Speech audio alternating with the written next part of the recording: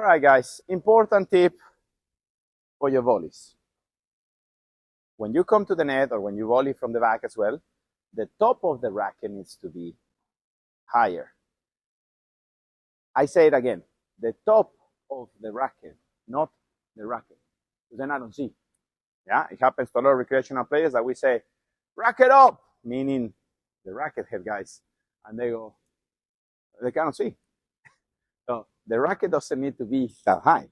What needs to be high is the racket head. Yes, and mainly the reason for that is because at the net, a lot of the times you just need to block. So your hand, your forearm, and your racket will be more steady if your grip is held like this. We can say vertical. We don't want to see a net player playing with the racket horizontal to the ground. Also, I never want to see this. I actually had a discussion with a couple of coaches that think that this is a good idea to do for chiquitas and stuff. I completely disagree. Instead, if the ball is low, of course you're going to have to drop the racket head a bit, but you can still get low. For example, this is very low, yeah, but still, if you look at the angle of my racket, it's still a V angle. Yes, so I never want to see you volleying with a fry pan. I don't think that's a good idea.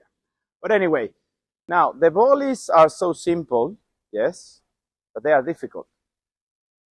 And to be honest, I'd rather have a player that understands that volleying is basically blocking, is receiving and pushing, yes.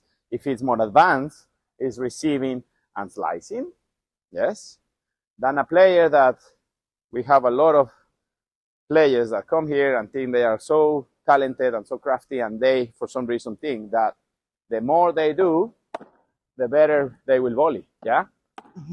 And no, it's a terrible mistake. It's a horrible misunderstanding. The better player you are, the less you do.